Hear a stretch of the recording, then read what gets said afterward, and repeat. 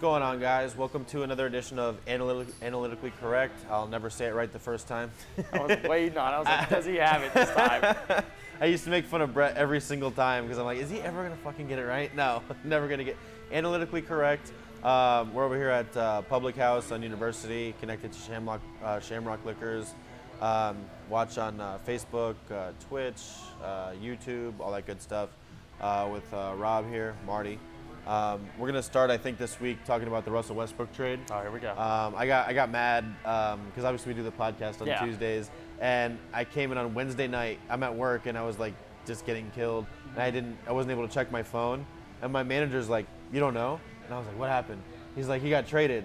And I was like, I knew he was talking about Russell Westbrook. I'm like, He went to the Heat, because that's all he kept on hearing was Heat. And so he kind of broke the news to me. He's like, "I thought you were gonna tell me." I was like, "I haven't been able to look at my phone. I'm working." But yeah, Russell Westbrook got traded for Chris Paul, so they kind of switched Chris Paul to the Thunder, Westbrook to the Rockets for a bunch of complicated picks, which we don't have to get into like the whole minutia. Picks like 8 years from now. What the picks are, yeah. So it's just a bunch of like top 4 protected picks, which they're probably going to wind up trading anyways. Yeah. But that's like the boring part of the trade. We know it was kind of, they added the picks in there to kind of. Obviously, Westbrook was the better player in the trade. They're telling you that by giving up the picks to switch players. But what were your basic thoughts as far as like the Westbrook trade? Did you like it, or winners, losers? Who won the trade? With Houston, man, I mean, I think they get a little bit better, of course, by all means, because he is better than Chris Paul, and I do think they get a little bit better, but I don't think it takes them over the notch of beating the Clippers, of beating. I mean, I still think Utah is still a big, maybe team this year if Conley's healthy. That's a big if. I think Portland is going to come out there and still play great against them. I think you have, Denver is still going to be a team out there to just mess with. And the Lakers, of course, are going to be in that mix at some point, I feel like. I don't think it gets the Rockets. The Warriors will be in the playoffs, so I just don't think the Rockets make the next. I think they get, like I said, a little bit better, but they're not making that next big jump. But you're saying you only think they got like a little bit better? To be honest. I mean, but at the same time, if you're saying they got a little bit better, that's a team that the last 2 years was like the biggest challenge for the Warriors, obviously besides the Raptors, who actually wound up beating them. Injuries, whatever. I mean, this year the Warriors kind of got through them. Without Kevin Durant, too. I mean, at the same time, though, this team is a team that is like a top team in the West, and they've played together before, all that kind of stuff. I think that as far as like the value you're getting is a pretty decent bet for Rockets to win the championship. I had it pulled up earlier as far as the odds go. The Clippers are the favorite. I think it's like 3 1/4 to 1. Clippers and Lakers, which they started off the day before the season was over. The Clippers started out at 18 to 1. The next day they went to 6 to 1 because I kept an eye on them. This is a team that I felt like they would win free and see for the Western Conference. And I'm like, okay, as soon as the season ends, I'm gonna put a bet. It goes from 18 to 6 to 1. I'm like, all right, well now I'm not putting a bet on this one because you just lost out on 12 to 1. Easily. And I'm like, that was, and I kick myself in the butt for it every time. Just I'm like, that could have been easy. Put 250 on it. You would have probably had a pretty solid bet, especially knowing what you know now. Right.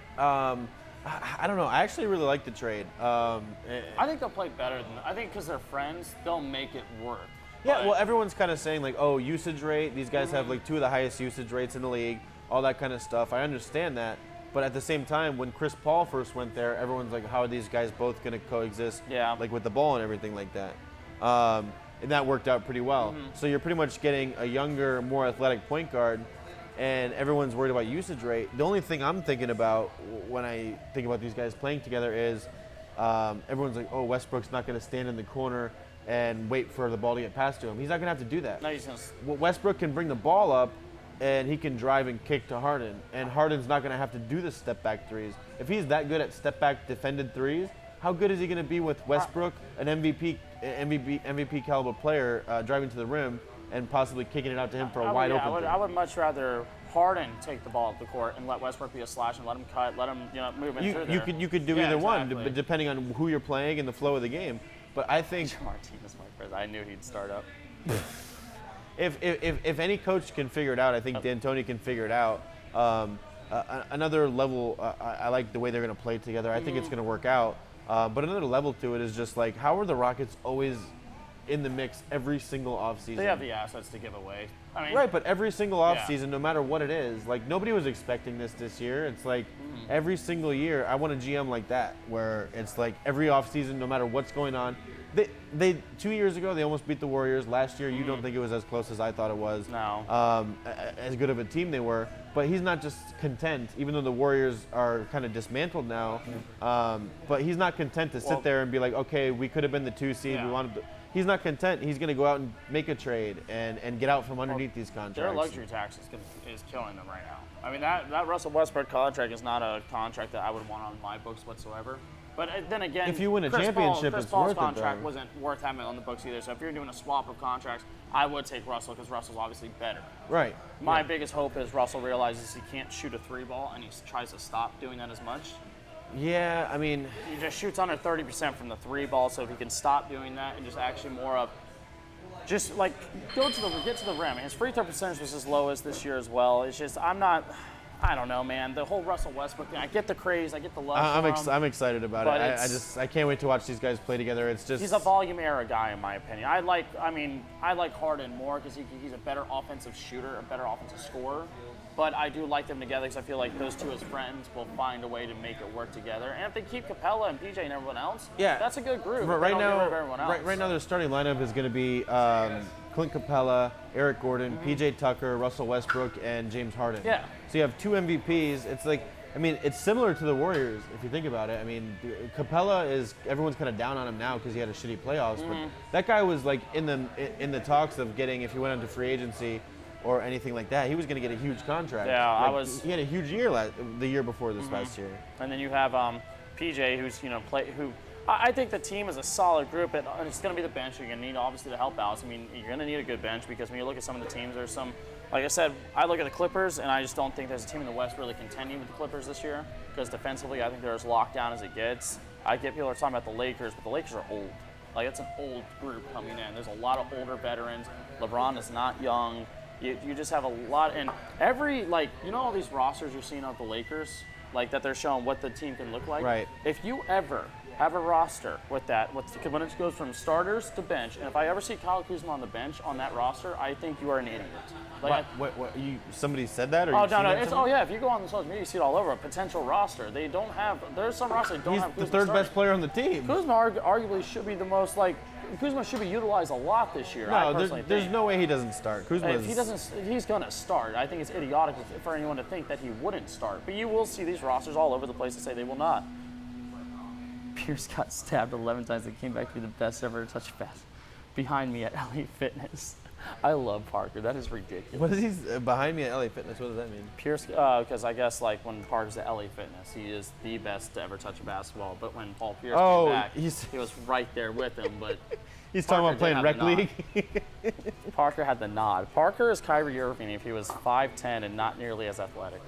But Parker can move. No, believe it or Paul not. Pierce. Parker made by looking at him, Parker can move actually on the court a little bit. I'm not gonna lie, Parker can play a little bit. And he's in horrible shape now, so I'm sure if he got in better shape, he could probably play better. But Parker can actually play a little bit. I'm not gonna lie. The looks are deceiving with him, to be honest with you. But with Russell Westbrook, I thought Miami was not going to be the fit that he really needed because I didn't see him and Jimmy getting along like him and James will. I understand when people are talking about Miami, and Miami made sense, but I also don't think you need to give up your whole entire future for Russell Westbrook. Right, but at the same time, I mean, those picks are assets, but if your team is good, that's the whole thing with all these picks. It's there's all these picks in the trade and all that kind of stuff. If your team is good, the picks are not really worth that much of a shit. I mean, unless you're really good at drafting in the back end of the first round. All these picks just get traded and moved around and traded. When they were talking about Westbrook to go to the Heat, the Thunder already had one of the Heat's picks and we'll just remove the protections. Yeah. So it's just everyone's kicking the can down the road and trying to win a championship now, which if you think about it, and LeBron did this when he was in Cleveland and immediately they got Wiggins and I'm like, oh, that'd be cool to watch Andrew Wiggins play with LeBron. Nope, traded for Kevin Love immediately. Nobody wants to play with young players. I mean, until Zion, nobody has really wanted to play with a bunch of rookies. Everybody wants to win now. Look at Giannis. Look how good he is as the best player on that team. And last year he still wasn't ready to win the championship. No. I think next year could possibly be the year. but you have to go through those growing pains and the whole learn how to win thing. Yeah, you can't just. Nobody just comes in. LeBron didn't come in and win right away. No, nobody does. No, like there's not a player that just does. It just doesn't happen. So if you have these guys that come in and they're not going to win for 4 or 5 years, of course you're going to want to play with veteran players instead of like I said, Zion being the exception. I don't know. Zion being the exception. As far as like people who would want to play with him. I mean, unless you're Anthony Davis. You know, I'm going to be very honest with you, and I know I'm going to sound like a hater because I'm not agreeing with everyone else in the world. Here it comes. Zion is like, let's see it. I want to see it. The guy wasn't even in shape for Summer League, dude. Sorry, that's a problem. That's a problem. What do you mean he wasn't in shape for Summer League? I watched him play. Yeah, he was horrible in Summer League. That game, he was horrendous. He looked scared. He looked horrendous. He looked out of shape. There's a reason why R.J. Barrett looks a lot better in Summer League than he does. One, he's the better player. Two, he's R.J. Barrett's a better player than Zion. Yeah. They just played an entire season together at Duke, and it was pretty clear who was the better player. I mean, it was it's clear in who was the better media guy. Like, everyone loves Zion. I get it, Zion has the dunks, he has this. He's physically bigger than everyone else in college. He's coming in the NBA now. But R.J. Barrett was the #1 player coming out of high school, and then Zion outplayed him in that Zion was season. like #2, though, coming out of high school. It's not like Zion was like the number 48th player. No, I'm not saying that. I'm not saying that, but R.J. Barrett was ranked ahead of him. And it was clear who outplayed who as far as the whole team went and everything like that. When Zion got hurt, they lost games. When Zion played, they didn't lose games. They still went on a good run. I mean, no, they still lost games with Zion playing too. I mean, what did he say? Stretch said Zion had too much gumbo and jambalaya. Wow, that's great. He always just looks like that though. Like he's a big guy. He's not ever gonna have a six-pack. He doesn't move fast. I'm not asking for a six-pack. What do you mean he doesn't move fast? Did you like the Summer League game that he played? He did not look good. He really summer. didn't. I would put more stock into the whole year I watched him at Duke. I hope he looks somewhat decent against guys that either are still trying to make it in the league as a name or guys that just came in the league. You need to look better, in my opinion. And I've never been the biggest Zion guy. I'm not saying he's bad. I'm not saying I do think that Zion should have a solid career. I said Blake Griffin, I think, is his ceiling. I don't think LeBron James is his ceiling. He can't pass like him. He can't play defense like him. LeBron coming out, Kevin Durant coming out, Anthony Davis coming out. He's an elite defender, Zion is. How? What do you mean how? He could guard every position on the court. Okay, stop. No, he cannot. Who can he not guard? You think he can guard Anthony Davis? You think he can guard him at the 5? Okay, who can guard Anthony Davis? You think he can guard him at the 5? Nobody can guard Anthony Davis. You think he can guard normal 5? You think he can guard Joel Embiid at the 5? Okay, you're bringing up like two of the best centers in the league. But I'm also bringing up like you're saying he can guard Brook Lopez. He can guard Pau Gasol. Brook Lopez, I don't know, because he could go like Brook Lopez has become a very, very dominant outside shooter out there. I mean, he had a But solid Zion season. has the athleticism to come out on people. He's not a guy who just stands in the paint. Zion to me, and I'm not, like I said again, I think Blake Griffin's the ceiling. Sounds like you are. No, I'm just not going to buy into this hype that everyone wants everyone to buy into. I'm not going to be one of those people just like, oh yeah, because ESPN has him on. He's amazing. Like, no, but there are guys that are coming out. Everybody says that, like, oh, ESPN's pushing this. Yes, they are, though. They put on a guy who's exciting and who's a good player. Like, no, and then would you like him more if ESPN didn't promote him? No, it's not that they don't promote him. It's just like, listen, I get it. You're trying to force feed him down our throats. Enough's enough, though. Like, let's actually They just give people what they want. Like when he played, people watched the games. When he didn't play, they didn't watch the games. Coming forward. Damn it, dude! I'm trying to get this going. Zion between like Zion and Summer League over here. Yeah, honestly, man. God, dude, it's like I need to lose some weight. One of us does. Well, no, I mean, and I get it, like, but my problem is when people start saying immediately LeBron James, it actually cringes me because I'm just no, that's dumb. I mean, I'm not comparing him to LeBron. But no, like I know you're not. But they have said he's the best prospect since LeBron, and I think that's merely idiotic at like being nice about it. I mean, Kevin Durant, Anthony Davis, Joel Embiid. There were some very, very great college prospects that came out before him. Blake Griffin was a better college prospect, to be honest. Yeah, Anthony Davis still, I think, has the potential to be like the best player in the league. And I'd have to look up what the odds are, but whatever it is, I kind of want to.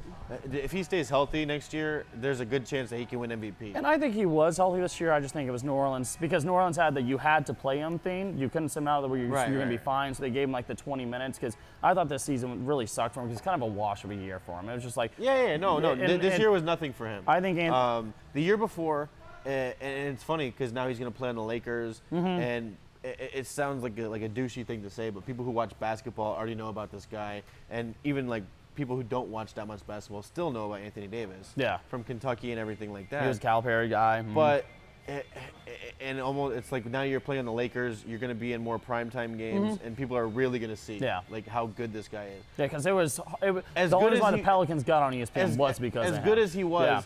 Nobody's watching Pelicans games. And when they did watch the Pelicans last year, in the 2 years ago in the playoffs, when they beat Portland, Anthony Davis is a big focal point for that. Drew Holiday was involved with that too. I still think the Pelicans are better than what people are expecting them to be. I think they actually have a pretty good group. No, coming in this year. They have a chance to be a playoff team. I do. Yeah, I was thinking 7-8 seed. They could make a run late because Sacramento was only a couple games out of the 8 seed last year. Right. And I think they're better than Sacramento is.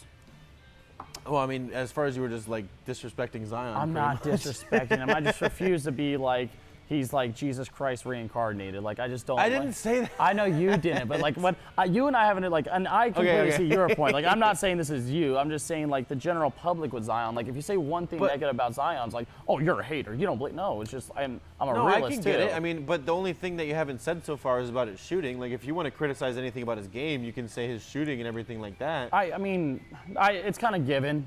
But as far as a prospect coming out with the athleticism and everything that he has, I mean, there's a lot to like there. Clearly, he went number one overall. You're saying you're saying that RJ Barrett's a better player. So if you had the number one pick, you would have taken RJ Barrett instead of Zion. You know, depending on what team I was, no chance I would have taken Morant. I would take Morant depending on the team I was. To be honest, no chance in hell that you would not have taken Zion. Dude, listen, Zion is this and that, but all it takes is 1 or 2 knee blowouts, and then what? Same thing for everybody, though. No, not true, because he doesn't have a shot. He doesn't have anything else to rely on. He's relying on athleticism and explosiveness. When that gets taken away, then what's going to happen next? Yeah, but Vince Carter had to find a mid-range jump shot when he lost his. Just because you get a knee injury doesn't mean your athleticism goes away. I mean, look at Paul George. He's doing pretty well for himself right now. But that was also like snap versus a ligament tear or anything. Like a bone snap, bones heal faster than ligaments do.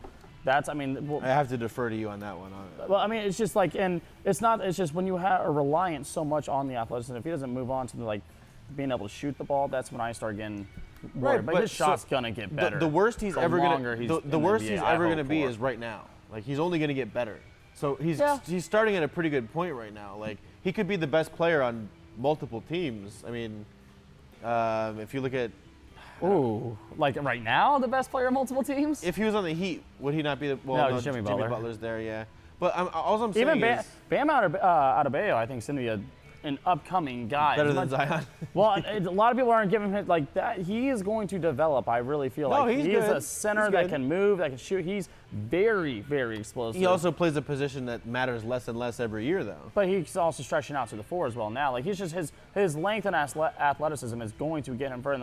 The better he gets. I just think with Zion, it's like he needs. My whole thing with Zion is just pump the brakes. He's not the next great until let us see it first. Let him play a little bit when it matters more is my big theme. Just my whole thing to the public is just pump the brakes. All you're saying is like, let's wait for the season to start. That's not really how like sports talk goes and all that. Well, that's because sports talk. We have to know now. Yeah, but it's sport. But we're saying sports talk doesn't go that way. But sports talk is like also like I said, I'm not gonna like be his spokesperson for the world like every other columnist is right now, just because it's the right thing to do. That's what it is. That's what, if you speak against him on ESPN, then there's a great chance ESPN doesn't want to hear you talk because that's their guy. They're not like shutting people up for talking bad about Zion. Like, but what is there bad to say about him? Like, I understand that you It's just he hasn't played yet. So like, say LeBron James. That's not a knock against him. It's not his fault. The season hasn't started yet. But no, it's my knock on like the media with him. Everyone's just excited about the potential and everything. There's excitement and there's overly exciting, and they are clearly overly excited. Like it's. Like I said, what I'm hung up on is his comparison coming out. And his comparison was LeBron James. He does not show any glimpses of LeBron James whatsoever. I mean, as far as like body type goes, and athleticism and everything like that. LeBron at 18 was 10 times the prospect he was.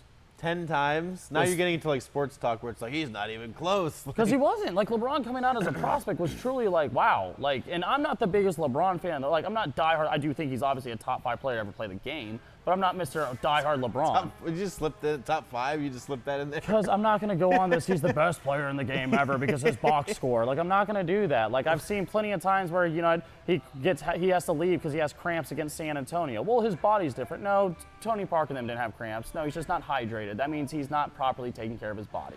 That's not he left in a finals game because of cramps. You know how many girls work shifts at social house with cramps? You know how many girls do? Ask them. Next time you're socials, ask them when they have cramps, do they still work? They do. I'm not going to ask them, but I'll take your word for it. I promise you, because I hear it. I'm telling you. Do you guys intentionally turn the AC off in there to Sometimes when poker's in and we have to turn the fans off, the cramps are kicking in, dude. Get them out of there. They're hanging out too much, not buying shit. When I say Zion Williams' ceiling is Blake Griffin, we just saw Blake Griffin make an All-NBA team again. That is not a knock, and that's my big thing. People knock Blake Griffin saying he's not Blake Griffin. I'm like, yeah, he's very similar to Blake Griffin coming out, actually. He's a very explosive, exciting, fun guy to watch. No, that's a good comparison. I've heard that before. I just don't like the LeBron comparison is my big thing. So you just don't want him to be compared to the best player of all time, which is one of the fair. best, yes, Top 5, clearly. in your opinion. Top 5, top 3, whatever you want to say. Like number 1. One of the greatest ever step on the court. I hate any comparison like that, to be honest. I hate any comparison like that. Like, it's just... Yeah, that's fair. But it's so funny how, like, hindsight gives you such a clearer vision. Do you remember this? They were calling Andrew Wiggins the Canadian LeBron James. Oh, dude, there was a point that was a thing. They were also calling him the next Kobe Bryant potentially because he could play both sides as a two guard. That was a thing that happened. Is he still even on the Timberwolves? Yeah, he is for the moment. Yeah, nobody's taking that contract. Because nobody wants the contract. We said the same about Whiteside, and somehow someone took it. So let's not go too far. I feel like a Wiggins contract will eventually be absorbed. He's one of those guys where it's like forever. I'll always watch him, and I'm like, man, if he just like figure this out or figure that out, he could be so good. With Towns too. Towns is the same kind of way. Towns is like he has the potential to be a top 10 talent. He can play the hell out of that Fortnite game is what Towns likes to do. He loves to play Fortnite, man. Like I like Towns a lot though. It's just like you said, it's the figure it out part. Yeah, it's just like he just needs next step. One more thing to click. And I'm excited for next year. It's so funny because everyone's talking about the West as far as like the Clippers, the Lakers, the Rockets. I wouldn't sleep on the Bucks, to be honest. I know they lost Brogdon, but I don't think Brogdon's I don't think losing Brogdon's gonna absolutely kill the team, to be honest. When you get to the playoffs though, and you're only playing like 7 guys, it's tough to lose one of those top 4 or 5 guys. But and Giannis said this, and he kind of whatever. I mean, he's saying percentages and numbers, but did you see what he said this week? He's like, I'm 60% of the player that I think I can be. And it's like, whether or not that math makes sense, I mean, who cares what number he puts on it? Just the fact that he thinks he can. He believes in. The fact that he thinks he can be almost twice as good as he is now. That's the part that I took away from it. I love that he doesn't like training with other players, too. I love that he's a very and he turned down Space Jam and all that kind of stuff. I love it, to be honest with you, because and I'm not against these guys having obviously other agendas while playing this, because you are going to, there's a life after your sport, obviously. There's a marketing after your sport. Yeah. But I do like that he's looking at it right now, this is what my goal is. He's not really looking at any other goal at the moment. I would love for the best guy on my team to seem like he only gave a shit about playing basketball. Yeah. Like, it seems like that's all he cares about. Yeah. It's like, it's similar to Kawhi. It's like, I don't, and not in the way that he doesn't speak or anything like that. Like, he doesn't really, he speaks English, but I mean, he's from Greece, obviously, but he's not into that whole, like, I'm marketing myself. It's just like, I'm going to be awesome, and you're going to watch me whether or not I talk or whatever.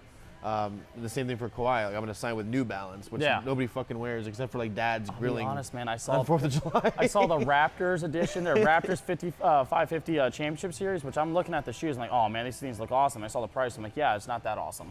No, the purple, black, and reds, and then I was looking at them. I was like, my God, dude, these things are expensive. It's New Balance. That is the ultimate marketing test. It's like, can Kawhi sell New Balance? Can he sell $400 New Balance shoes? $400? Yeah, on the championship series, yes, and they're selling right now. They're actually hard to get, and I would never in my life spend $400 on New Balance. Yeah, even if I bought a stake in the company. I don't think I would spend $400 on any pair of shoes, to be honest with you. But New Balance, man, I'm looking at them like, damn, dude, you're acting like it's like. Does it still have the NB on there somewhere with that corny logo? Just the N. Oh no. Even better, dude. It's great colorway, but if you guys are shoe people, check out those if you're willing to spend that much on shoes. No, hell no.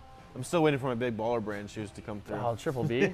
Listen, dude, if you can't afford them, then you're not a big baller. Yeah, that's true. Word from him. I want to see the Pelicans colorway on that. If it doesn't take you a year and a half to get them, are they really good shoes? If they last 3 basketball games with you, then are they bad shoes?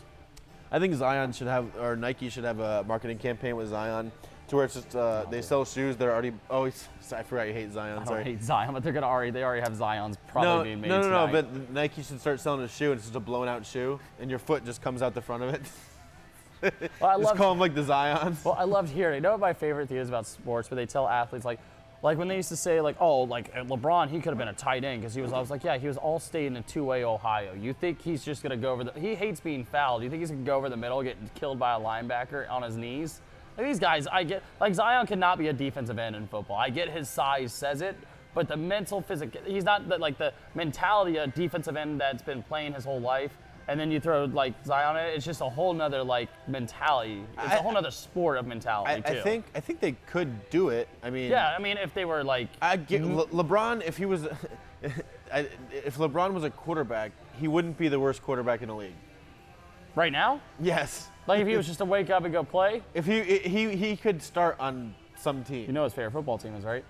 He's a big Dallas Browns? Cowboys fan. No, he's a big Cowboys fan. He goes Oh to my God! Yeah. What a front runner! Like, And how he's are you a big Cowboys Yankee fan too. Yeah, I'm sure. Yeah, what's his favorite team? Real Madrid, like Barcelona. I think actually one of those he actually has stake in. Who does he have stake in soccer team wise? I'm almost positive he has stake in a soccer team. And I'm sure. Yeah, he was probably a big Djokovic fan too.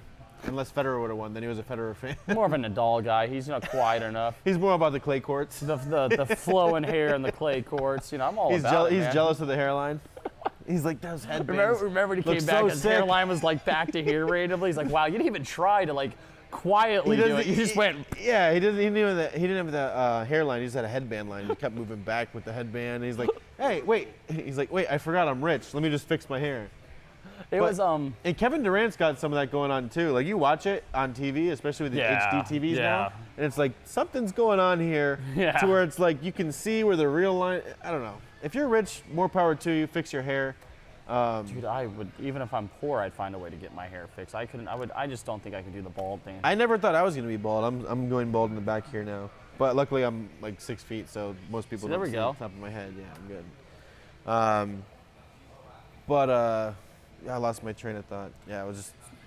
What do you think about, so as a whole with the Rockets, where do you think the Rockets finish now? I think they're going to stay within the top, I think 4 or 5 seed, maybe 3. I don't see them getting, I just think that West is really good right now. Like, really good. The thing is, it's going to be interesting to see how the regular season goes because the Lakers are not going to be a great regular season team. I think the same.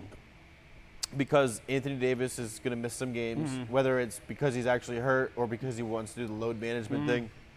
LeBron definitely not playing all 82. They're playing for the playoffs. Yeah, and the Popovich role. That's not a knock against them. No. Why would they play every game? That's dumb. Well, Popovich said he's like, I don't need to have the 1st or 2nd seed. We just need to get in the playoffs and we can figure it out from there. Which I don't disagree with because he did the same in his last year in Cleveland when they were like a 4 seed. I believe Cleveland was a 4 seed last year. Don't let it go to Game 7, and then you don't have a disadvantage. Just get in and then work it from there. Yeah, and I think that's the right route. Better then. I mean, if you ask Houston though, they could have been the 2 seed. We talked about that last week, and they wound up being the 4 seed, and that kind of screwed them as far as playing the Warriors in the 2nd round. At some point, they were going to have to play the Warriors. That was my big thing on that. And it was almost better for them to play them sooner. I mean, we saw that they wound up getting hurt, but you didn't know that was going to happen. I would rather play them sooner than when you're in the finals and you've already played all these games. I definitely think the Rockets were better in Portland, for sure. And I'm not killing Portland. I just don't look at Portland up and down and think, like, I think Portland's a good regular season team. Well, it's easy to say that now as far as, like, them getting swept. Yeah. But we were excited. Like, you were doing the podcast at that point, right? Yes. Yeah, we were excited as hell because we brought back up the CJ McCollum podcast and, like, that. And it was just such a letdown for them to get swept like that. We talked about it, and I said if they won one, I'd be really shocked. I just didn't believe in the McCollum, Damian Lillard backcourt like other people did. I just think that if they were able to get through the Rockets the way they did, I was like, I just didn't see the Portland giving them the battle they were going to give them there. I really, really, truly felt like Houston right now coming in with Russ, I think it will work more than what Portland will work in. Even though Portland does have some guys coming back, Damian is getting paid. I just think it's going to be that little bit extra. That now that Russell Westbrook is with someone, and he feels, and I think a different scenario is going to help Westbrook. Yeah, I mean, if one of those guys, hopefully it does. If one of those guys gets hurt, you still have an MVP on your team. Exactly. You have 2 MVPs on your team, which is the only thing you could say is like with the Warriors who had the same thing. Personally, I don't want anyone getting hurt, but I get really worried if something was to happen to Harden, only Westbrook's there. That's when I would get really worried at that point. You're like, okay, like. Because the offensive factor that James Harden puts in with the shooting from wherever, scoring from wherever, I think that's what gives him the nod. Because I personally thought Harden had a very strong case for MVP this year. Yeah, I mean, it was probably the best MVP. I agree with that. It was probably the best season to not win MVP of all time, almost.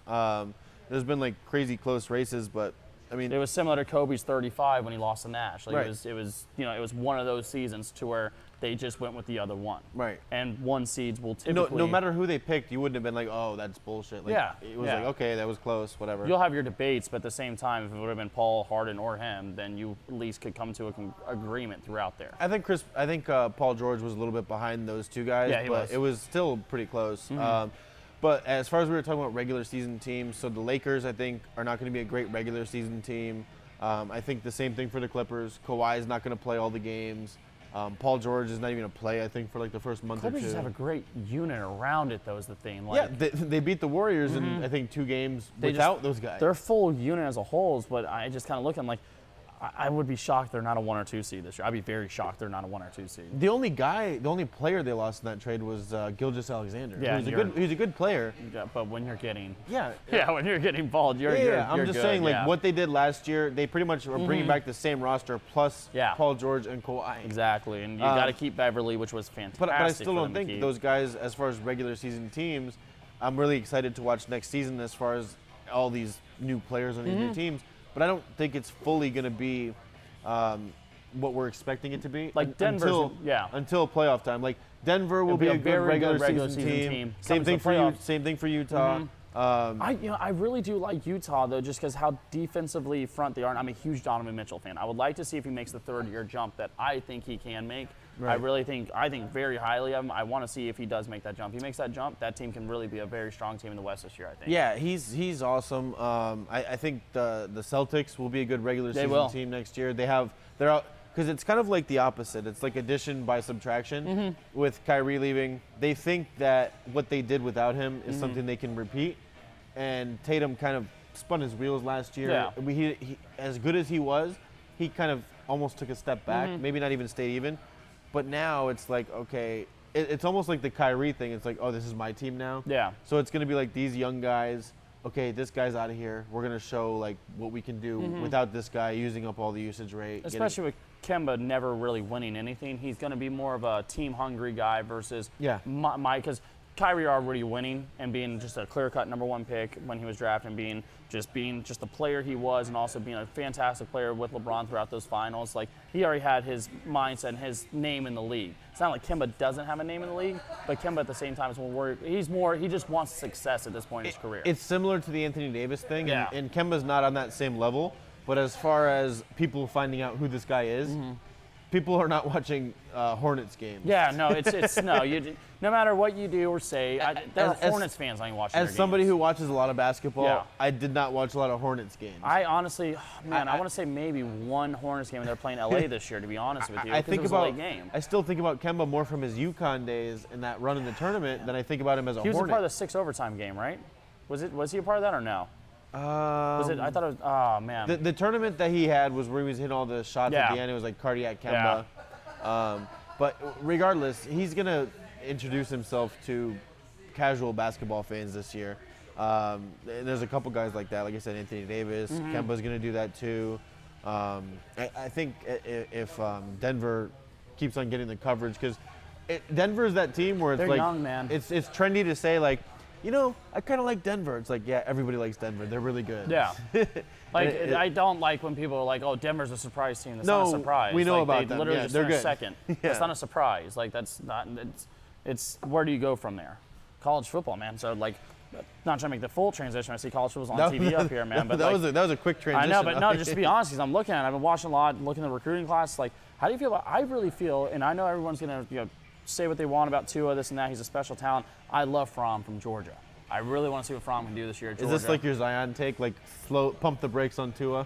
Well, here's one thing I will say about Tua. Is he a lot of shoving him down our throats? Well, in a lot of big games with Tua's not necessarily the greatest. Like, he had that very good half when he won the national championship. Right, then which he didn't start in the game. Exactly. He literally came in. As a left-handed quarterback, which is a completely change on a defensive scheme at that point. Because now you're seeing a left-handed quarterback who has a better arm versus a dip and dump quarterback. You knew what it was going to be with Jalen Exactly. Hurts. You knew what to expect with Jalen. And then now Tua comes, you have no idea. We have to worry about passing now.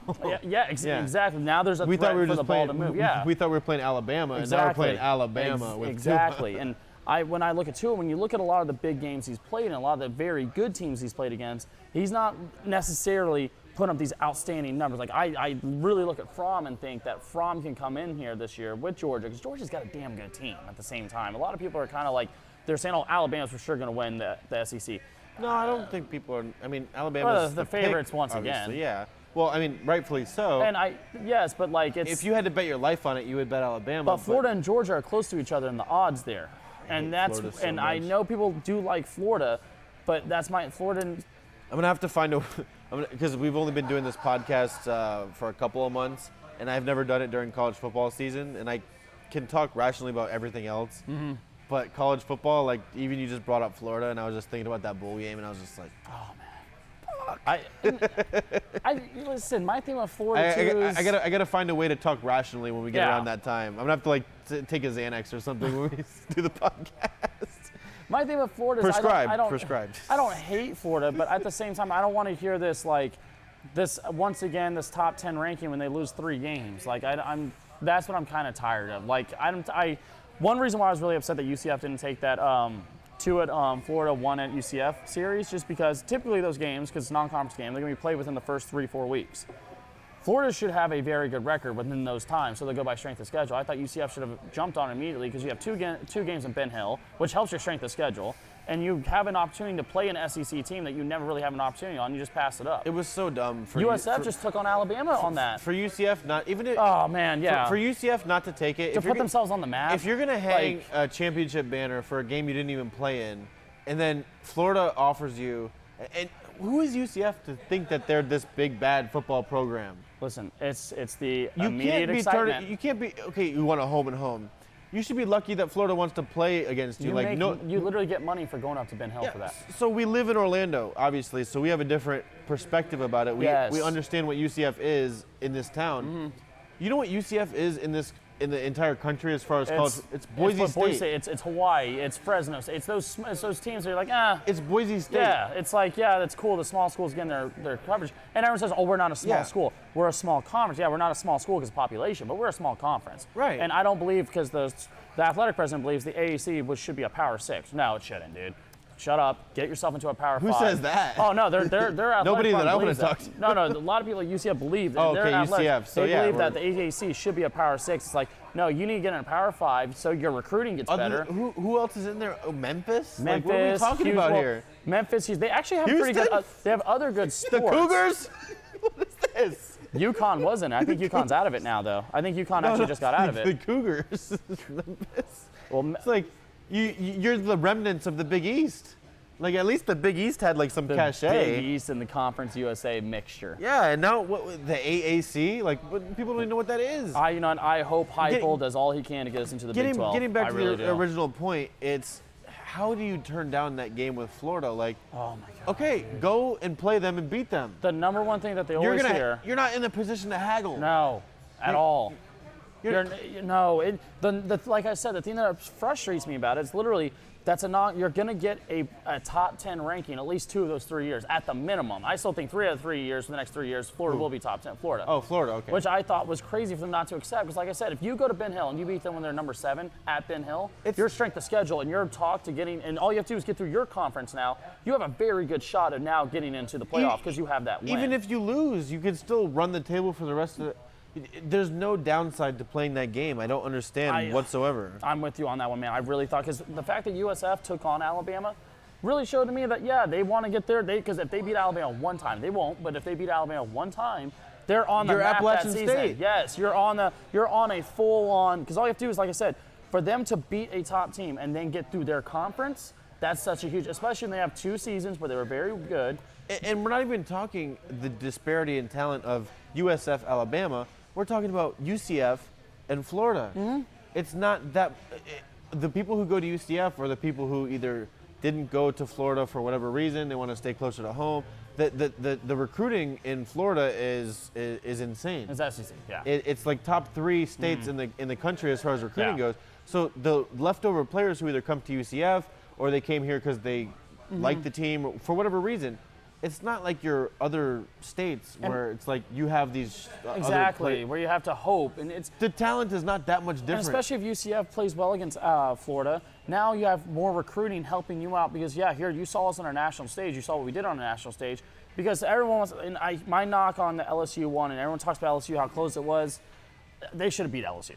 They really should have. Mac had a good game. They should have caught a damn pass in the red zone. At least more. They dropped more passes in the red zone than they caught. At the end of the day, what's the downside? There's no downside. If you lose 40-0, who gives a shit? Nobody's going to remember in 2 weeks. Yeah, there's no downside. Nobody remembers the first game of the college football season. I think UCF's president is unbelievable for doing that. Speaking off what we were just talking about, Boise State.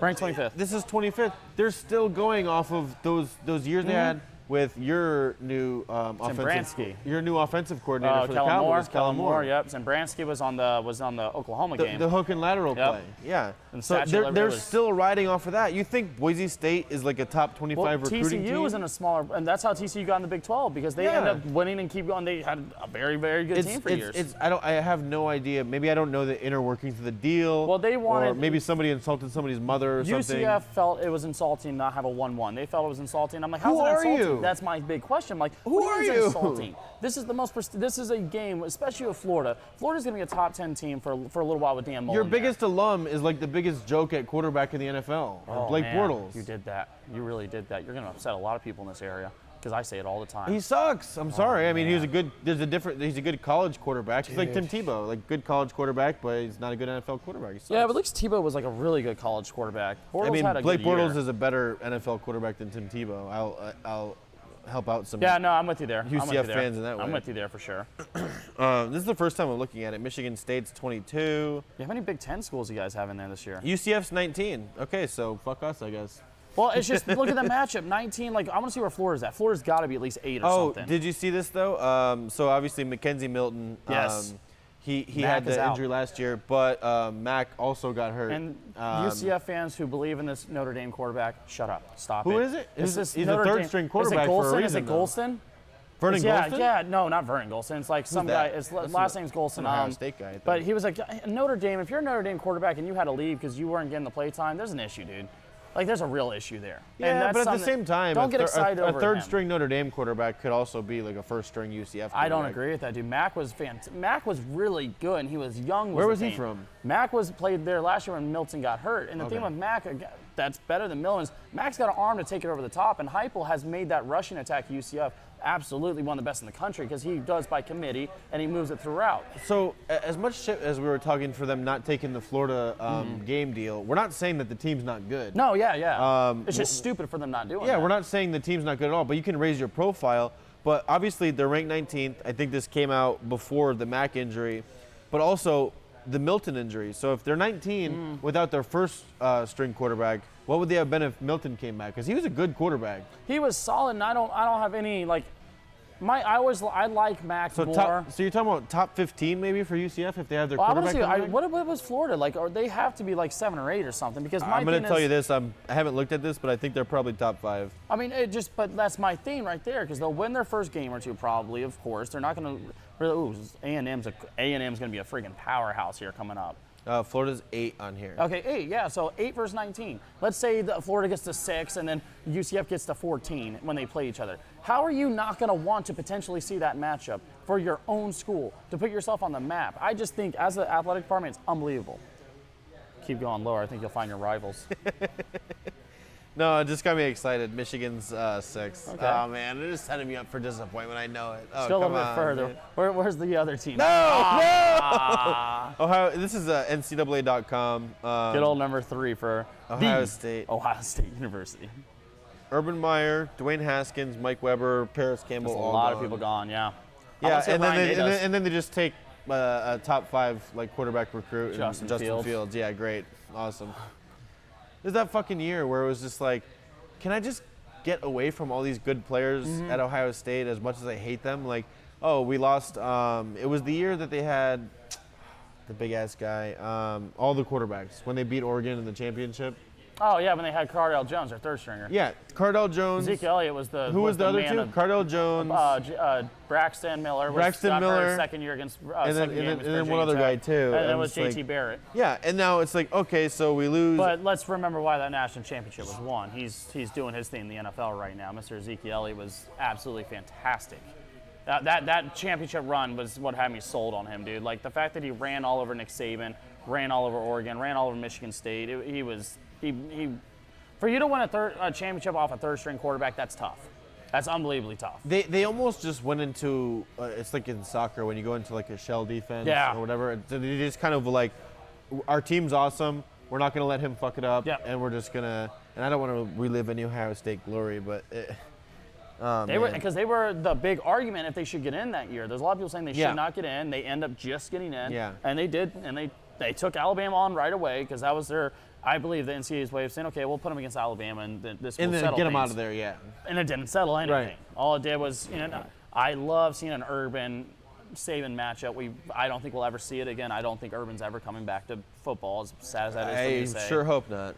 I would love to see him take on the USC job down the years. My favorite job for him to ever have would be the Miami job because I just feel like he would just bring the U back fully, not like bring the Urban chain. Meyer in Miami? Yeah, I think he would bring the U back so well. It's just they're his kind of players. He already has damn near real estate scout. I'm just thinking about it. That's interesting. Yeah. Well, it's just like when you look at the South Florida, his recruitment out there, the Bosa brothers out there. You're looking at guys left and right when he Shazier, was. I think. Yep. He played at Plantation. You look at and then when he's at Florida, his Florida days when he was grabbing everyone from there, he just had a very good loop. That's why I think A&M is going to be the big team that really kind of. I don't think this year is going to be this year, but I do think this year they will finish top 10. Texas A&M. I think a lot of people are really looking at them thinking because they do have to play Alabama and Clemson again.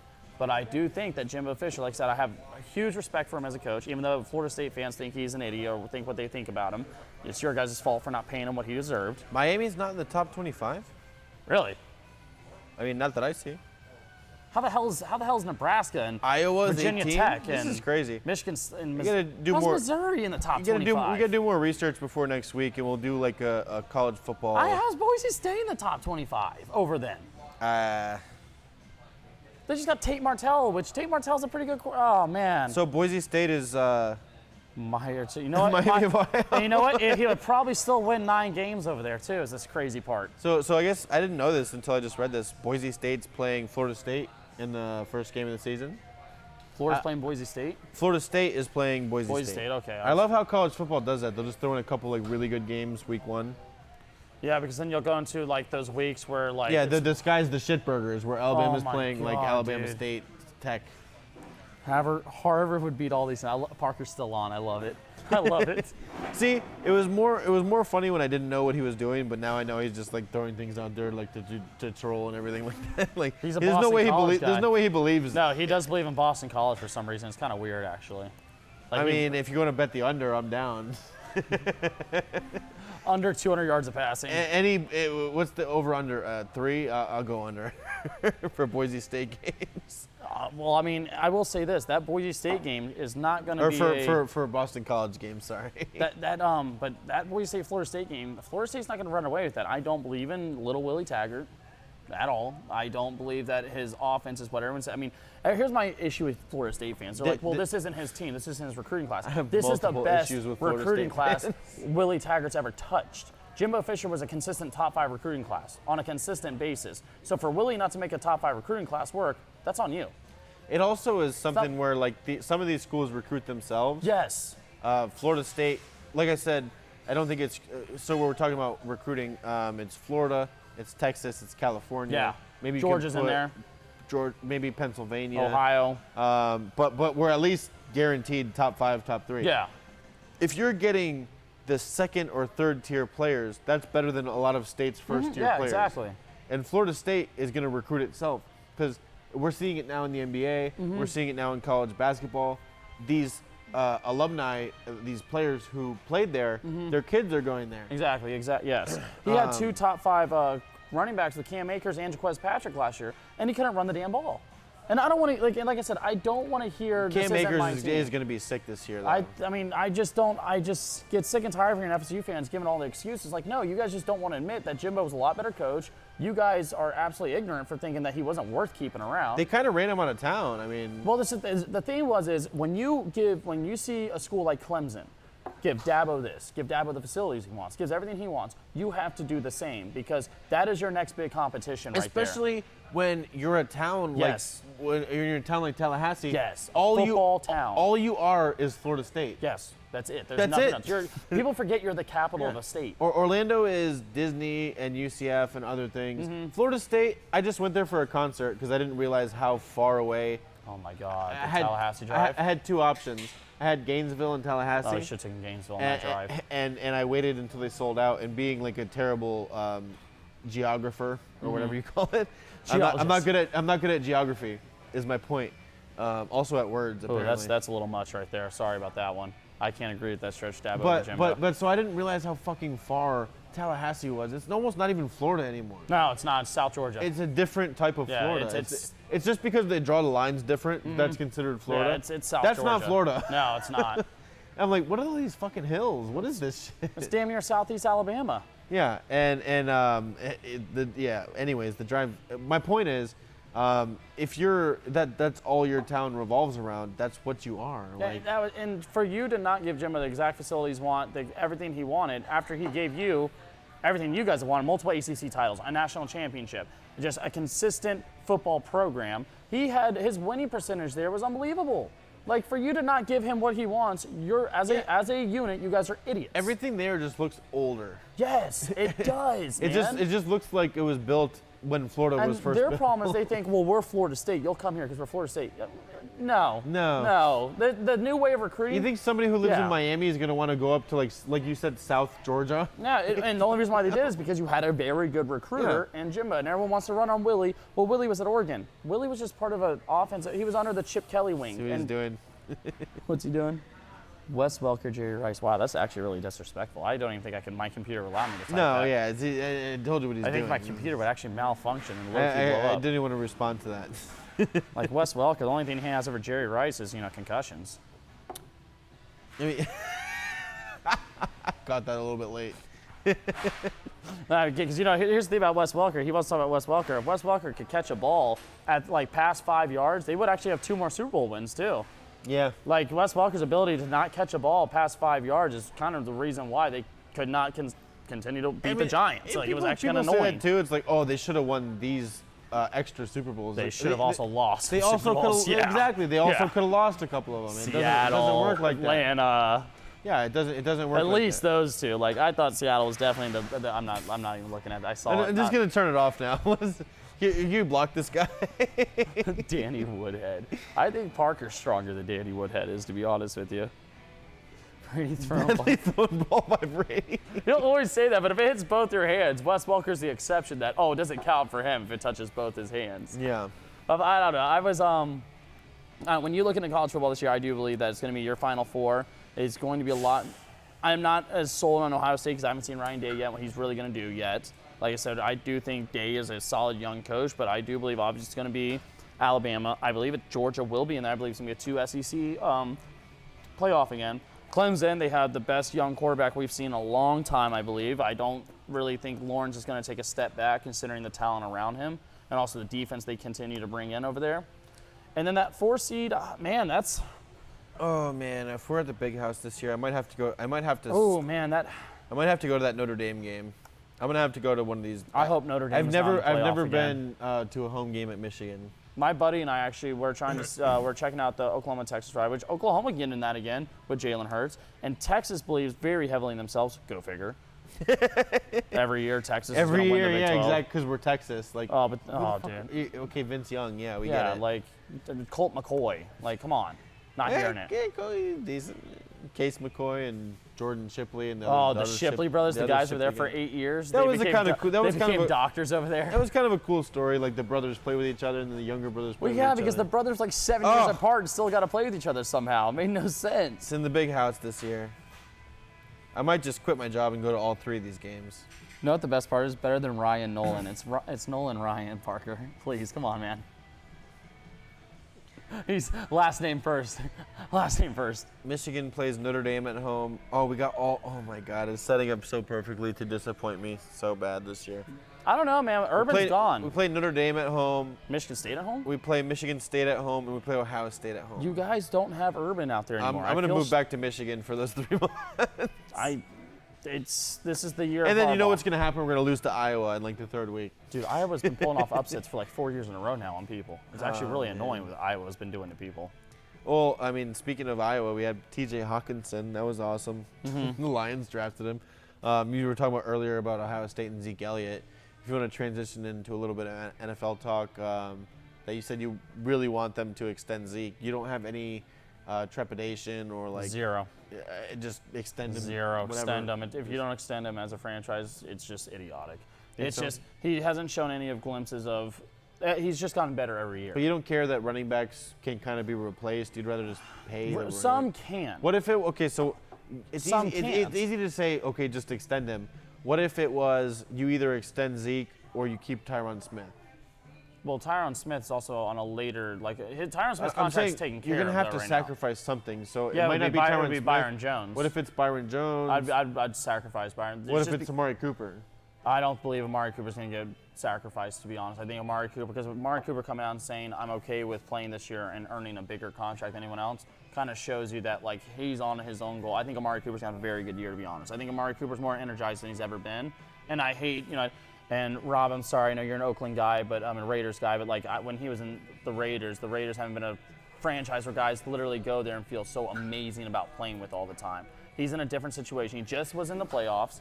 I really feel like Amari's going to have a great year this year coming in. I think he's going to be, he's really the only true target to throw to unless Michael Gallup, not even that. It's if Dak Prescott can hit these damn guys. That's my biggest issue with the Cowboys is him. And he's going to walk out making $35 million with a stupid smile on his face with 65 more commercials. And then here we are, we're going to pretend he's like this and that. It's like, you know what? That's a guy you got to pump the brakes on. I want to see if he makes the big jump. We can franchise tag him twice, realistically. Pump the brakes. Yeah, you can franchise. You franchise quarterbacks. You don't franchise. You don't franchise receivers. You don't franchise. Adrian running Peterson's backs. coming back. Yeah, Where's Peterson. he No, right now? Peterson's on a 2-year deal. He just signed a 2-year deal to Washington still. He's still in Redskins? Washington. Yeah. Which I think is good because they can run on committee with Darius Guys coming back. Him Chris over Thompson. There. Yep. I think Washington can put in a little bit of a movement there. I kind of like seeing what they can do. I keep on getting distracted. I'm just looking at this college football schedule. I'm He's so excited. Listen, you should have been excited the moment that Urban Meyer said, you know what? I'm done. Notre Dame at home, Michigan State at home, Ohio State at home. I hope you guys. I hate Notre Dame, dude. And then I've never had like a. It's just I don't like the. You know your school sucks when everybody is their rival. Yeah. Who's Notre Dame's rival? Why does Notre Dame Michigan, just gonna make their own Miami, schedule pretty much? everybody. They can just do whatever pretty much. Yeah, and they're allowed to just not be in a conference, and it's like, okay, well. Like, why is that allowed? It's Like, dumb. that makes no sense. I don't know. But all their sports, I believe, are in the ACC except for football. Yeah, it's stupid. When it comes to Dallas, I think to not extend Zeke Elliott, it's just we've seen running backs now. He doesn't have the injury history like Todd has. Like Todd had, I'm at this point. Todd had a big injury history in college. He's now had an injury history in the NFL. So there's kind of my reason why you don't extend Todd right away. And I think you still extend Todd, but there's the argument on not extending Todd. Melvin Gordon has less rushing yards than Ezekiel Elliott does. He has a whole year over him, plus Zeke missed 6 games. So there's another reason why he's not necessarily a top running back. I don't think he's the top of the top. You can look at running the back. stats and everything, but if you just look at them as players. You look at productivity. Okay, but Zeke is not that much better than Melvin Gordon. They're That's pretty similar. Absolutely crazy to say.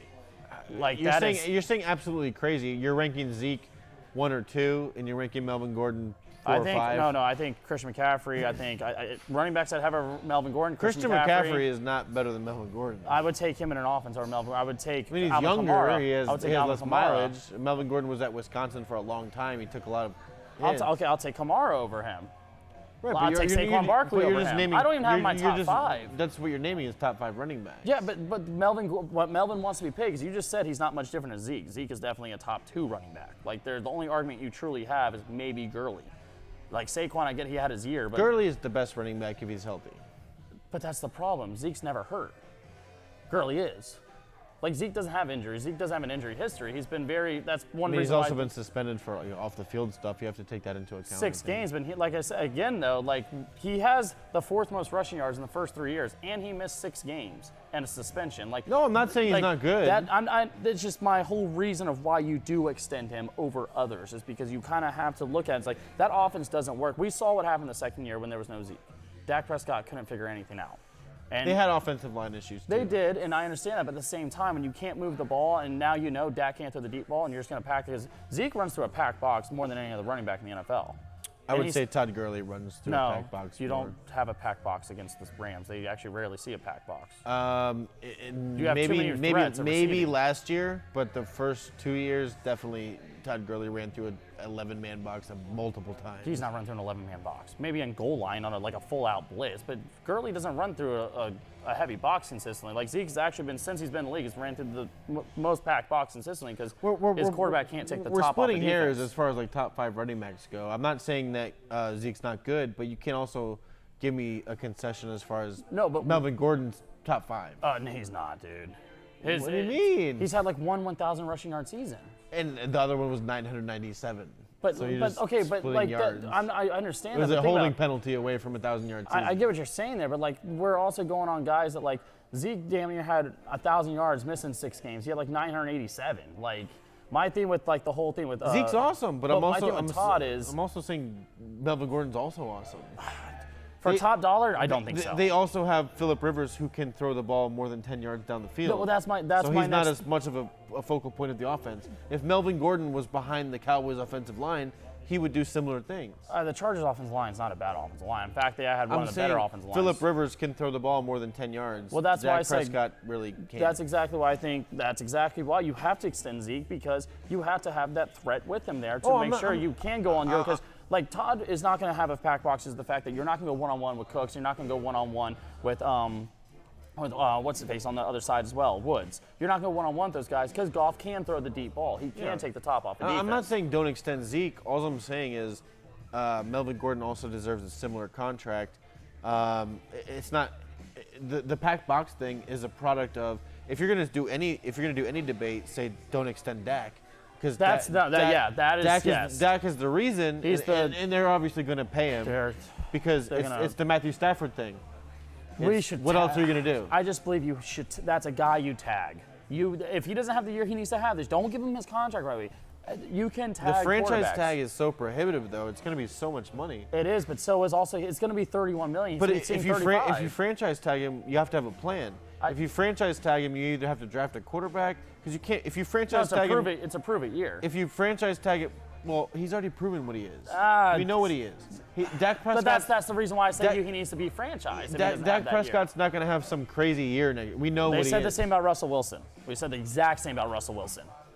Russell Wilson's first 3 years passing is actually worse than Dak Prescott's first 3 years passing. Never had his best receiver, and I'm not knocking Doug Baldwin, but that's his best receiver of all time. Like, Dez is a better receiver. Not at that time, dude. Dez wasn't even playing a lot. When Dez was with Dak, Dez was still good. No, he wasn't. He was hurt a lot, and he wasn't playing a lot. Like, Dez was really good with Tony. But Dez, when Dak came in, Dez was hurt for most of the year because Cole Beasley was his leading receiver his first year. The second year, Dez dropped a lot of passes and had issues, and then his third, he was kind of out. I think it's fair to say that it's easier to extend Zeke. That's a guarantee you think they're going to do. But you can't not, in the franchise tag thing you're saying, but if you're going to franchise tag him, what's the plan? The plan is you're just going to franchise tag him again the next year because you know what he's going to do next year. Well, my big reason for that is just because if he does throw for like 3,500 yards, but it's the whole thing. If he makes the extra step, if he truly makes that extra push, then yes, you pay him. Because the franchise tag and the contract he's seeing, there's not much similarity. There's not much difference there. You're going to be paying a lot of money. So do you pay a lot of money for 5 years or you pay a lot of money for 1 year? And if he doesn't turn out to be what he is, then yes. Our drafting board has been fantastic for years. There's no way that they franchise tag Dak Prescott and then next year they have a different. Dak Prescott's going to be the quarterback of the Cowboys for the next 5 years. Yes, and I'm not arguing that. So I just think that when it comes to franchise tag him for a year is almost a waste of money. You might as well just pay him at that point. My aspect on this, if you had the franchise tags, it's stupid to tag receivers because the amount of money you have to pay a receiver, that's absurd. Now, when you see the quarterback contract versus the franchise on the contract for quarterbacks, like I said, the similarity is still it's still close there. I personally think that you need to see if he can really make that 4th, 5th year jump. Because you don't want it to be like a Jameis Winston, where you look at Winston and he was supposed to be this and that, but now it's just like there's no true production. And he's got his 5th year option exercise, which I'm still shaky on, to be honest. Mariota is, you don't want him to be a quarterback that you pay a lot of money to, and then he's the butt end of that's why you don't pay quarterbacks money. I just believe there's times where you can really utilize it the correct way.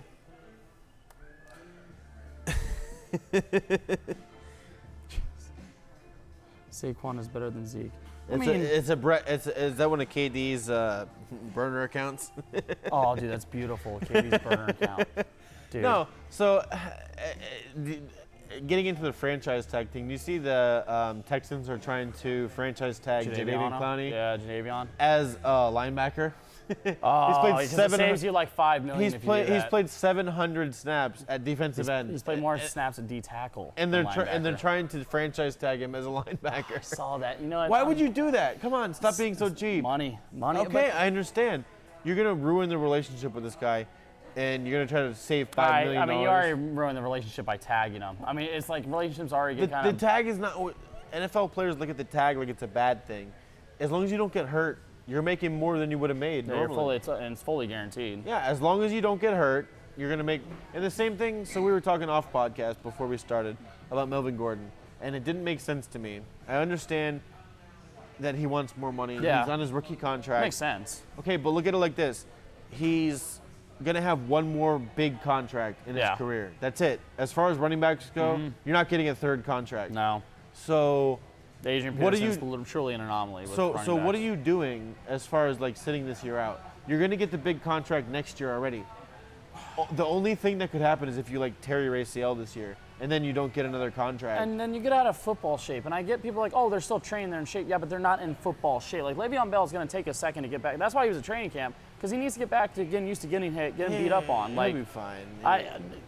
Maybe. Like, that's not a – he went to a worse situation, a lot worse situation. He just had a year off. I mean, I hope he's well-rested. Well rested, like, that's my problem, though. You may be doesn't mean you're in football shape. Like, it's one thing to look great with your shirt off. It's another thing to be able to go through a 16-game schedule. Like, I think he's in a lot worse situation than he was in – he should have just stayed in Pittsburgh, you think he's less equipped to go through a 16-game schedule? With that offensive line, yeah. After taking a year off and being fully healthy and rested. With being the than only, any of these other running backs who just took 300 hits last season. But the only legit option in that offense, he's got Darnold as his quarterback. He's got no receiving. He's got a poor offensive line. They have okay receivers.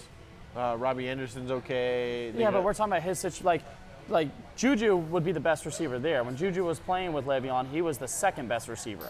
Like he had. Well, that's just because the Jets suck, though. Well, that's my big reason why I don't believe he's going to be I think he's going to get hurt this year, because he's going to be the only. Everyone's going to hone in on him. You're not worried about Darnold. It's not a crazy prediction to say a running back's going to get hurt. Every running back gets hurt every year, pretty much. Yeah, but my whole thing is he's not going to be the I don't think he's the Le'Veon Bell people think he's going to be. He's not going to just come back and take the league by storm. He's not going to be the best running back in the league ever again. Like when he was in Pittsburgh. Why not? Because he's literally leaving a great situation for a very poor – like I the got offensive you line as in far as that Pittsburgh was goes, great. I agree. He had a lot more options. It just comes to the point now, do you really think someone in New York, the Jets, is going to come out and he's going to be, oh, yeah, he'll be the best running back this year? I think he'll be utilized. I don't think that's crazy to say. By best running back, what do you mean? Like lead the league? I think he'll be the best running back in the state. I think Saquon will have a lot better year than he will. Yeah, but he's Saquon is like special. He's really good. Saquon is special, and I just look at Le'Veon was special for years, but now we're looking at him going to the Jets. When you go to the Jets, your career doesn't always get better, to say the least. Like it's not like these guys have a giant jump in careers. Going to the Jets is not a good thing. You're saying for your career. It's kind of like going to the Nets. We'll see. We'll see. We'll see. Kyrie will never be the best point guard in the league again. No, there's a lot of good point guards, but there's a lot of good running backs too. Kevin Durant will be the best player in basketball again. You think so? Yeah. But take away from your bias for a second from being a Nets fan. You just said Le'Veon Bell, who wasn't suffering from a torn Achilles, will never be the best running back again.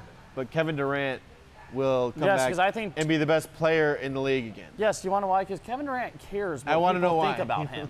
He truly. You think Le'Veon Bell cares what people think about him? He sat out a whole year. He doesn't care. He's on social media all the time. He doesn't all care these guys care about what people. All these guys care about what people think about them. He would play. He would have accepted that option at like the 10th week, the very least that you can. That $13 million tender, he would have taken it and just played, or he would have sat out. He cares what people think. He doesn't care what people think. He doesn't care if you like him or not. Le'Veon Bell doesn't. He just sat out a whole year. I don't like it, dude. Like, I just don't like him going to the Jets, especially. That makes no sense. I mean, it's the Jets. Let's not act like the Jets are going to make him a good team. Okay, but it's the Nets. The Nets have been more successful than the Jets have since we've been alive.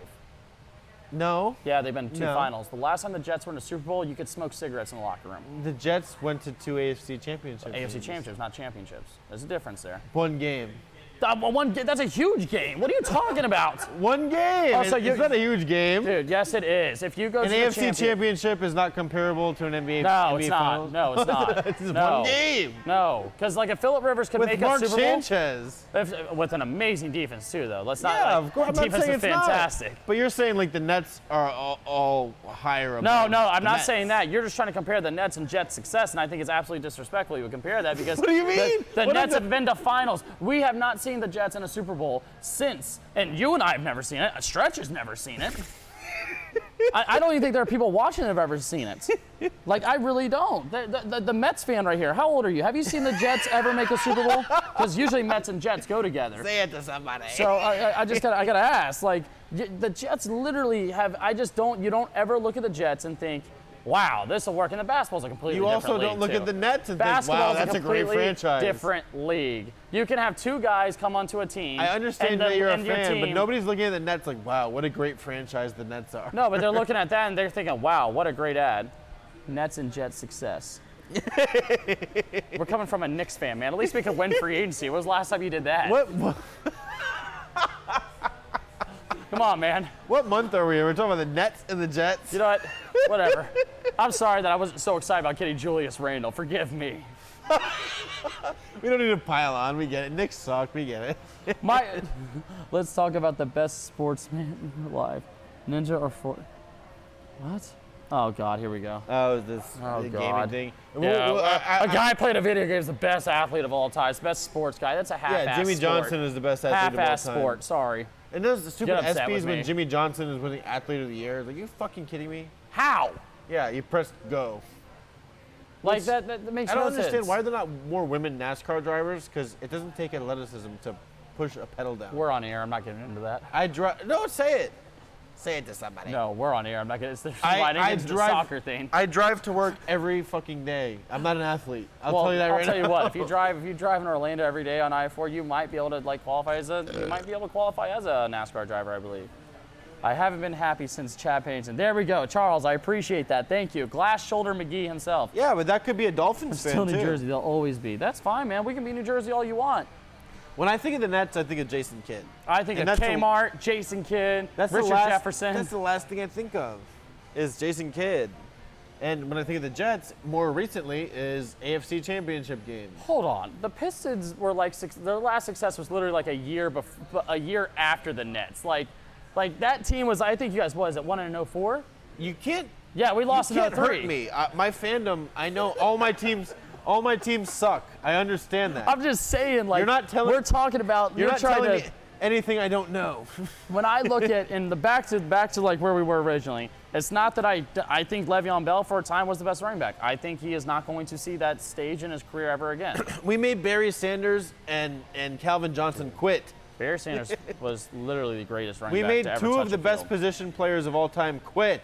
Hold on now. Calvin was great, but Jerry still played football, and T.O. still played football. And Moss still played football. T.O.? No. Oh, don't tell me you're an anti-T.O. guy. I'm not an anti-T.O. I'm just saying. You think Calvin Johnson's better than Terrell Owens? Guaranteed. Wow, that's wow. I enjoy my receiver being more than 6 foot tall.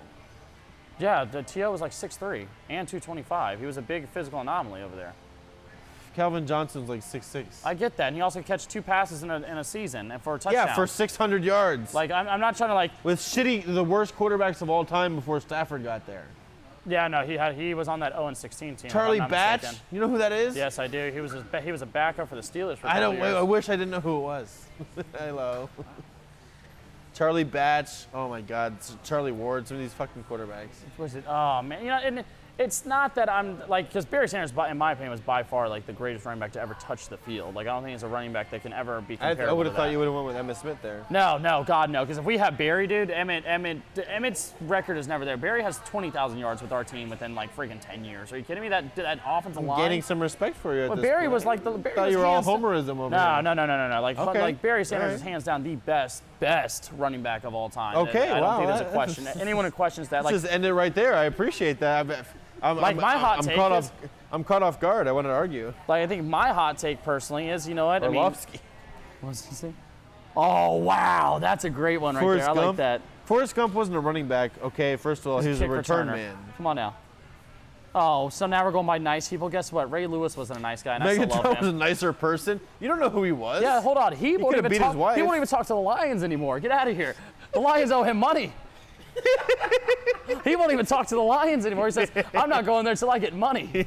He wants his money back. It's so sad. I was holding out hope. How did he that- come out of Georgia Tech, dude? Like How? that, like a triple How? option offense, and this man is like the most dominant. That would be in like- college, that would be he like- was dominant. That would be like Aaron Rodgers coming from Georgia Tech. How? Yeah, no, it's like oh man, it's like I gotta look up his college stats. What? Aaron Rodgers coming from Navy. What did Calvin Johnson have? Like three Dude, he was- catches for like 80 yards. He was really And three good. touchdowns? No, he had some really good, like amazing plays at Georgia Tech. I remember he was absolutely dominant at How? Georgia Tech. Why would he go there? Dude, is he from outside of Atlanta? Just go to Georgia. Yeah. What are you honestly, doing? though. Go to Honestly. Georgia Southern. Georgia's. Wow, that's so disrespectful. Go to You UCF. said an ACC school. Don't go there. Go to Georgia Southern. Go to Georgia State. Why are these teams still running these offenses? Doesn't make Go to any Clark, sense. Atlanta. Go what? Go to Atlanta A&T. I don't care. Atlanta A&T. Drumline. Oh man, that's you know I Never drop the sticks. Oh well, you know The cannon. I really do think that if Calvin was to get back, I remember those years where they're saying, "Oh, he's gonna be a Patriot. He's gonna be a Patriot. He's gonna be a Patriot." And he's Oh, like, I they would've- wouldn't trade him. oh, my They God. they wouldn't trade him. Like, you know, we've done this before, Calvin. We made Barry retire. You're up next if you keep this up. Wow, Charles, I appreciate you a lot for that. Show killer. Charles, thank you. I almost forgot all about that one. Thank you, Charles. Awesome comment of the year right there. he's Speaking of nice people, Marvin Harrison killed a man. He went to Syracuse. Like, that's how you know he was a nice Ray guy. Rice, real team player. I mean, not Ray Rice. Ray Lewis. Hey, you know, Also stabbed a guy. Deer antler spray. No, super winner. no. Just rage. Just another rage attack. Oh my God. The famous line in the limo, did you get your guy? I got my guy. Some of those speeches though, I'll tell you this. If I'm drunk and I'm like, oh, we go on YouTube, let me look up something. It makes you want to drink more. Football speeches. If you ever seen the Sean Taylor speech, he's like, or is it Sean Taylor or somebody from Ed the Reed, I'm hurt, Ed dog. Reed, I'm hurt, dog. Ed Reed. Oh my God, it's so good.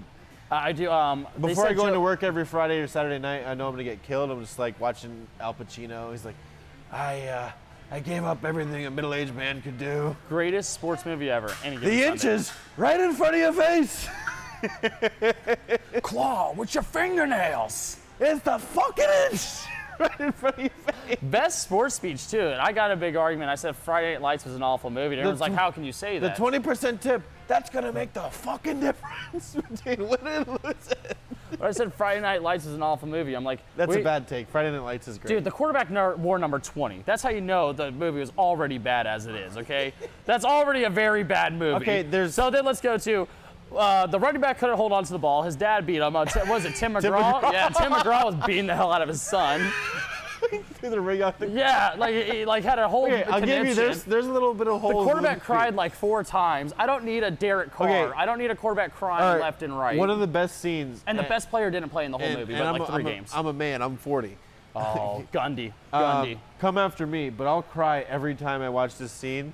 Is when Boobie Miles is going to get his shit out of the locker. Yeah, And like, he goes back to the car with his dad. crying. Like, We were gonna go to the post. And he can't pronounce his R's. but the We was biggest, gonna go to the post. the most annoying So thing about I'm that crying movie, now, it's sad. and why I didn't like it, it was just like, literally the best player in that movie. We got to see him for 2 games. So basically, we just watched kind of a team. And that Dallas Carter team, I read up on that. Supposedly, it wasn't a close game at all. Oh no! Look at the team. Yeah. Like a lollipop. He's got a red cherry blow pop, and he's just going through it. He doesn't kick the ball. He just goes like this every time they score a touchdown. He's the Mike Tomlin. Tomlin. I love Tomlin, man. I do love Booby, Tomlin. you didn't lift. I ain't got to lift. This is God-given. This is God-given. And then the running back, the quarterback probably cried after that. Yeah, quarterback probably cried after that one, too. The quarterback cried like 4 times in the movie, dude. Like 4 times. I don't want a quarterback crying all the time, dude. I don't want your life. Oh, my God. Like the best player ended up being that defensive end who ended up going to Baylor, I think, at the end of the movie. And he was a solid player. You had like Caesar, who was the... You know who was an underrated player on that team? Chavez. Not Caesar. Chavez, He got that pick? Yeah. Oh, man, that was an underrated play. Yeah, it was. It was just like, he was the guy that everyone was just like, oh, wow, he made a play today. And then he went and he tried to dive. The quarterback tried to dive and get the touchdown, and he kicked his helmet. Oh, my God, dude. And the helmet got kicked back in his face. He pulled a Marcus Vick. I was a big... Oh, the stomp on it. The stomp on the calf. Marcus tried to make it look like it was. He's tripped and tried to step on him again. I don't want your laugh. We could just do another hour right now on football movie. Oh, dude, I think Any Given Sunday's hands. The program I thought was better than. Every girl I've ever talked to gets so pissed. Like, what's your favorite Disney movie? I'm like, Remember the Titans. I'm a Monsters Inc. type of guy. If you want to piss a girl off and she says, "What's your favorite Disney movie?" Say, "Remember the Titans." That's not a Disney movie. Strong side, left side. Aren't you blind, Alice? That's my brother. That's my brother. Very good movie though. Like, literally comes up to him and says, "If you lose the game, you're done." And like Denzel's just like, "Okay, doesn't lose the game." He got you. Like that was fine. That's all the motivation he needed. Oh, man. And then like the refs were throwing one game because they were racist. And you then, just like, cost yourself the Hall of Fame. You make this game fair, or I'll take you down with me. No, the worst part. I love the movie. It's one of my favorite movies of all time. But when Gary Bertier is against that white coach who threw Denzel Washington a banana. Yeah. And he goes to the sideline. He tackles the quarterback. He goes down. He goes. He points to the quarterback. Points at him. It's like, what is he doing? Is he gonna 15 yards. Is he gonna assault the coach? I think he made it very. You know what it reminded me of? You watch Family Guy, right? The monkey in Family Guy out the closet. He just points. That's all I think of when I see that, dude. Oh my God. People probably hate my take on the Friday Night Lights, but that's my take on Friday Night Lights. Me, but I refuse to let you go. If I gotta pay Sunshine. For your sympathy, who's he trying to kiss? The linebacker, right? Hey, look like Coach been keeping Petey out in the sun too long. I'm not doing any more of these two-a-days, all right? You don't get blood on my jersey. I'm Gary. You're Julius. Particulars. You want some particulars? You've been doing your job. I've been doing my job. Well, why don't you tell your white buddies to block for Rev? Because they ain't been blocking for him. We're the plug nickel, and you know it. Talking about leadership. You the captain? I'm the captain. You been doing your job? I've been doing my job. I thought the program was better, to be honest with you. I was a big program fan. When he says, when he figures out he's in the starting rotation. No, I'm supposed to wear myself out for the team? What team? Nope. See, I'm going to do mine. I'm going to get mine. If you guys haven't seen Friday Night Lights, it's Remember the Titans, it's half the movie right there. See, that's the worst attitude I ever heard. Attitude reflect leadership. Captain. All right, sorry. I blacked out for a second there. No pun intended. The Little Giants was the best. Oh, man. Shout out to Nostalgia. Lion King's coming out on Friday. Dude, I'm telling you, the 90s are back. We have Little Mermaid's coming out, Lion King's out, Chucky's out, Space Jam's coming back out, and the Cowboys are about to win a Super Bowl. The 90s are back. The Cowboys are going to win. The Yankees are going to win. The Nets are going to win. No, the Nets will win in 2 years. I don't think Dallas will win the Super Bowl, to be honest, until Jerry Jones dies. It's the curse. He has to die. It's how it happens, dude. It just has to happen. He must be sacrificed as tribute. I will personally do it myself, dude. I'm not even take this as a threat all you will, Jerry. I'm being honest. I'm tired of it. As a Cowboys fan, I'm sick and tired of this. Take that for data. I'm sick of it. It's unbelievable. The fact that, thank God his son grabbed the phone and almost drafted Johnny Manziel. Johnny Manziel throw more than 100 passes in the NFL? That's a good question. No. I don't think he did. No way. He didn't start a game. Oh, dude. I'm talking about such a horrible player. He's horrible people. There we go. He's barely in the Canadian League, I think. No, he's not even in the Canadian League. He couldn't even get a contract in the AAF. That was a league I was not a fan of, by the way. unpopular opinion. I'm glad I AAF didn't was get so too attached stupid. to any of the teams because it definitely went down the drain pretty Dude, quick. I couldn't get attached at all. You want to know why? Because I don't want to watch Trent Richardson run a football. I did already. It wasn't fun. I watched Hackenberg try to play quarterback. It wasn't fun. That was a crazy He pick. was worse. How did he get? He was at his best as a freshman at Penn State and got progressively worse through his life. How bad was he to not even start one game? Yeah. Just see how he is for one game. He got. I'm saying from his start at Penn State, So he was supposed to be the number one LeBron pick. could have started for that Jets team. Oh, he definitely could have started for the Orlando Apollos.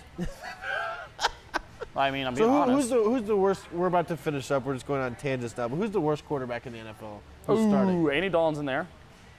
Who's the worst quarterback that's starting right now? That's starting. Andy Dalton is starting. Not by much, but he's starting. Worst starting quarterback. I think Mariota's in that list. Yeah, he's just always hurt.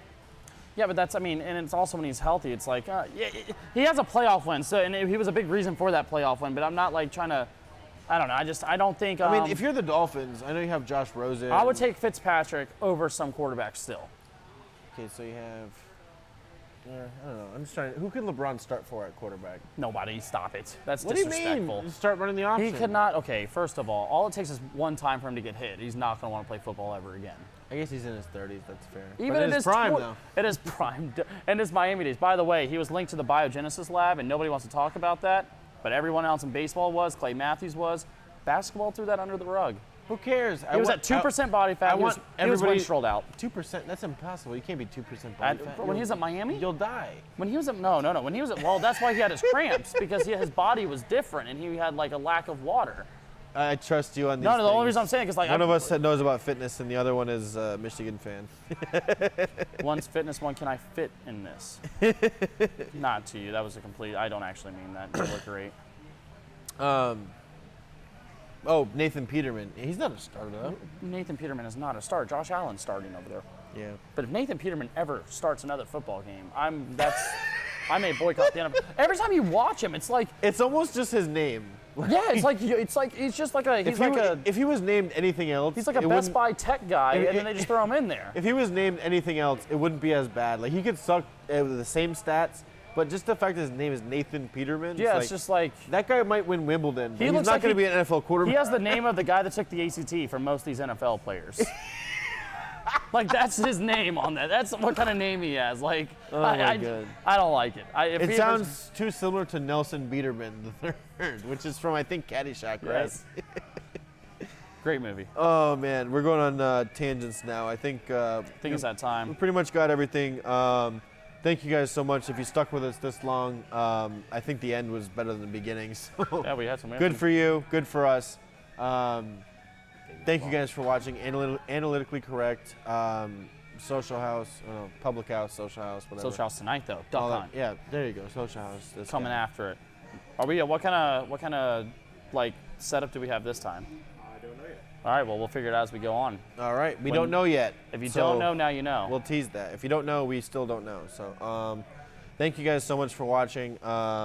We'll see you next week. Maybe we'll get more into NFL. Maybe we'll do fantasy. We have to, dude. I think we went over all the basketball we possibly could. I've been kind of wanting to wait until closer to yeah, because you don't want to be that. Well, because once we get to football season, we're gonna be all football. Oh yeah, and it's still July. So I don't want to do a a preview next week, and then in 4 weeks we do another preview. Exactly. It's only mid-July, so we're kind of in that slump. I mean, I know we didn't touch on baseball, but Yankee fans, don't worry, we're still out here. We're not worried because listen. I made the PSA service announcement weeks ago. The Yankees, we don't. Yes, like that's it. Like so he said not to watch because the Yankees are going to win. So if you don't want to see it, per his instructions, I haven't been watching baseball. So he already understands and he knows what's happening. Go Yankees! We're taking it all. Yeah. Thank you guys so much. If you stayed to this point, if you watch, I appreciate it. Come out to Public House, Shamrock Liquors. Come out to Social House. There was another bar that was going to start a podcast, but they're not in Bundesliga, so we'll see you next week.